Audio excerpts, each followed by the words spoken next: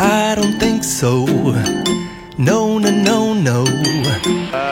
Dans ce Vendée Globe 2024, j'en rêve depuis le lendemain de l'arrivée du Vendée Globe 2020. Et c'est 4 ans que je me suis battu avec l'équipe. On a travaillé dur. On a tout donné pour faire ce super bateau, ce super massif santé prévoyance, pour essayer de penser ce bateau, pour le mettre au point. Et tout le monde s'est donné à fond le bateau.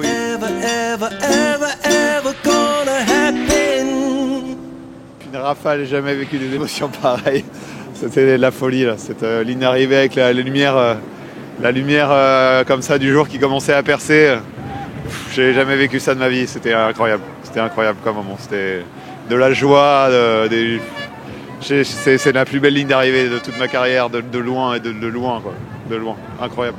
Après une dernière nuit à tricoter dans les petites herbes au sud des côtes bretonnes, Charlie Dallant a franchi la ligne d'arrivée aux premières lueurs du jour ce mardi matin à 8h24. Leader sans discontinuer depuis le 30 décembre dernier, les concurrents ayant passé le plus de temps en tête de la course, 42 jours sur les 64, le skipper de Massif Santé Prévoyance s'offre une victoire dans l'une des courses les plus emblématiques autour du monde en solitaire. En s'imposant avec un sprint de 64 jours, 19h, 22 minutes et 49 secondes, il établit un nouveau record impressionnant, battant celui d'Armel Leclerc, qui avait mis 74 jours de 9 jours et 8 heures.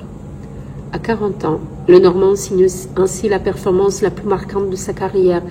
Il va maintenant pouvoir savourer. À cause ou grâce à la marée, Charlie devra attendre le début d'après-midi pour remonter le chenal, partager ce moment d'anthologie avec le public, retrouver la terre ferme et célébrer sa victoire. Je vous laisse regarder mes petits bouts de live que j'ai fait ce matin un peu partout sur Facebook et sur YouTube ici. C'était pas facile de faire des lives ce matin parce qu'il faisait vraiment très froid avec le nombre très important de bateaux qui étaient autour de Charlie aussi parce qu'il avançait à 10 nœuds. On a eu des conditions un peu mouvementées, donc ça bougeait un peu. Même mon micro a tenu, mon iPhone aussi, donc je vous laisse regarder ces lives-là. Je reviendrai avec un portrait de Charlie Dallant avant qu'il rentre dans le chenal. Son entrée dans le chenal est prévue pour 14h, de ce que je sais, avec un feu d'artifice et plein d'autres surprises aussi préparées par la Massif. Yoann Richomme coupera la ligne d'arrivée en fin de soirée, dans la soirée en tout cas aujourd'hui, et ne pourra rentrer avec la marée, ne pourra rentrer que demain matin, je crois, dans le chenal des Sables et d'Olonne. Je reviendrai en commentaire avec plus d'informations. Et puis tiens, pour finir, je vais vous lire, je vais traduire mot à mot tout de suite, une lettre que je viens de voir par mail de Sir Robin Knox-Johnson, le premier homme à avoir fini en course, un tour du monde en solitaire. C'était il y a 50 ans, 50 et quelques, 55 ans maintenant. Sir Robin, sur son petit bateau Soyali, était le seul à finir cette course. Il avait mis 312 jours. Charlie Dallant, ce matin, pour le même tour du monde, mais 64 jours, et impressionne du monde entier tout au long de la matinée. Les félicitations pour Charlie Dallant. Ce matin, je vais faire... C'est une chose un peu idiote que je vais vous dire, mais j'y pensais dans le chenal. C'est une manière pour nous d'être Charlie aujourd'hui, d'une autre manière, dans la joie cette fois-ci. Nous sommes tous Charlie ce matin. Et jusqu'à Sir Robin Knox-Johnson, le premier homme à avoir fini un tour du monde en solitaire, en course, il y a 50 ans, plus de 50 ans. Il vient de féliciter lui aussi, je viens de le recevoir par mail, il vient de féliciter aussi Charlie, et je vous lis sa lettre qui est très jolie. Dear Charlie, je vais vous la lire en français. Je viens de te voir franchir la ligne d'arrivée. Waouh, quelle réussite! Vous avez battu presque tous les records des courses et des monocoques en solitaire. Le plus rapide de l'Équateur au Cap de Bonne-Espérance. Le plus rapide à travers l'océan austral de Bonne-Espérance au Cap Horn. Le plus rapide du Cap Horn à l'Équateur. Le plus rapide de l'Équateur jusqu'à l'arrivée aux Sables d'Olonne. Ce faisant, vous êtes le premier à franchir la barrière de 500 000 par jour avec un nouveau record en solo sur 24 heures en monocoque en 509 000 nautiques. Fracassant. Et vous avez également battu le précédent record de circumnavigation en monocoque en solo et en un énorme 9 jours. Je suis désolée, ma traduction, elle est un peu... j'ai traduit au fur et à mesure, donc rapidement et indirect. Vous et vos rivaux sur le podium, Johan Richomme et Sébastien Simon, avaient transformé le Vendée Globe d'une aventure de 3 mois en un sprint sportif de 2 mois autour du globe. Nous, les habitants du Cap Horn, nous levons tous notre casquette. Il y a 55 ans, lorsque j'ai réalisé le premier tour du monde en solo sans escale, en 312 jours à bord de mon robuste petite Suali, il était inconcevable de penser que quelqu'un puisse un jour réaliser la même chose dans ma vie, et en seulement 65 jours. C'est un hommage non seulement à vos propres compétences en navigation, matelotage et prouesse sportive, mais aussi aux concepteurs et ingénieurs qui ont réalisé votre IMOCA massif santé prévoyance pour résister à tout ça, à tout ce qui lui a été imposé par les éléments sans casse. D'après nos archives, vous êtes la 194e personne à avoir réalisé ce qui est votre 2e tour du monde en solitaire via le Cap Horn. Et nous, Cap-Horniers, vous souhaitons la bienvenue dans l'un des clubs les plus exclusifs du monde, The International Association of Cape Horn. Un grand bravo, sincèrement, Sir Robin Knox Johnson. Dans ce Vendée Globe 2024, j'en rêve depuis le lendemain de l'arrivée du Vendée Globe 2020. Et c'est 4 ans que je me suis battu avec l'équipe, on a travaillé dur.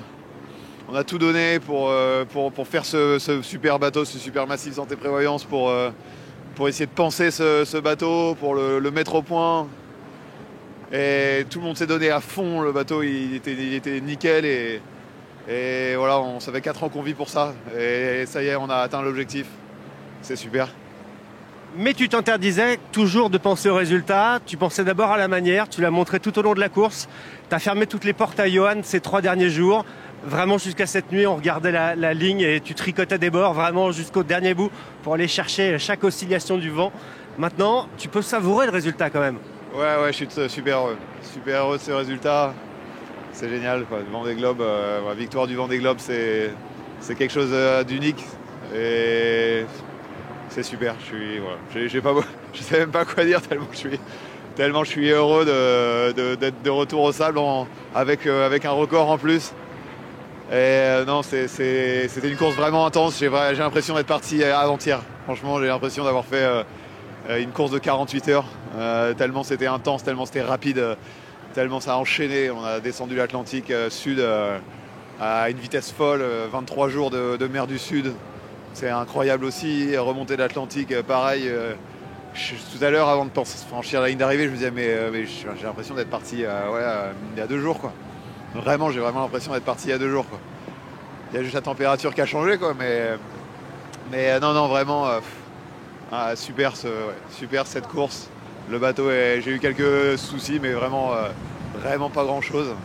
Le bateau est en parfait état grâce au super travail de l'équipe. J'ai les meilleurs du monde dans l'équipe. Guillaume Convescure, Jean-Yves Gault, Pierre, Coquin, Binge, Matt, c'est tous des champions du monde. Le bateau il est incroyable. Ils sont allés dans un détail fou de préparation. J'ai vraiment un bijou entre les mains pour faire ce tour du monde. J'ai pu tirer dessus comme jamais et il n'y a pas grand chose qui a bougé. En tout cas, tout ce qui a bougé, j'ai pu le récupérer parce que j'ai pu le réparer ou le remplacer parce que aussi tout le matériel embarqué était très très bien pensé. Et voilà, chaque fois que j'ai eu un problème, j'ai pu le résoudre et remettre le bateau à 100% et continuer à attaquer.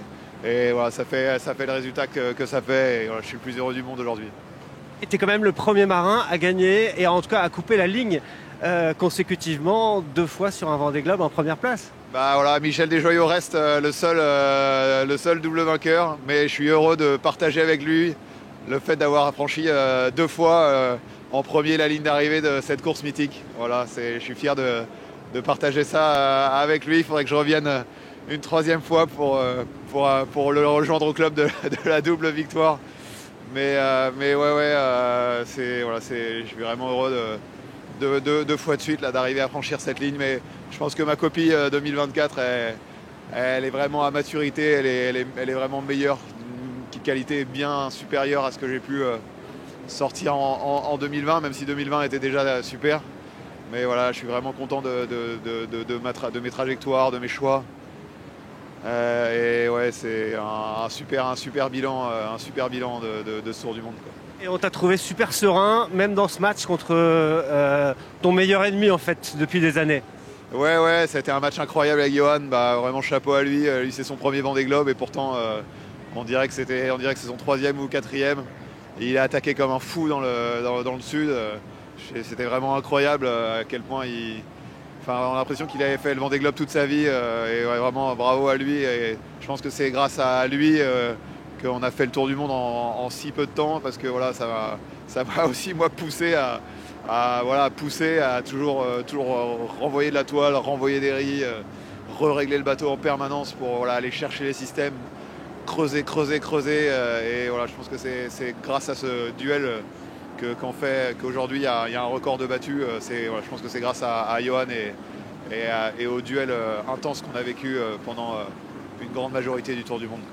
Alors, l'heure d'arrivée exacte est 8h24 minutes et 49 secondes heure française. Son temps de course, il est de 64 jours, 19 heures et 22 minutes. 64 jours finalement. Il record d'Armel Leclerc battu de 9 jours, 8 heures et 12 minutes. La distance que Charlie Dalin a parcourue est de 27 667 milles nautiques avec une vitesse moyenne de 17 nœuds.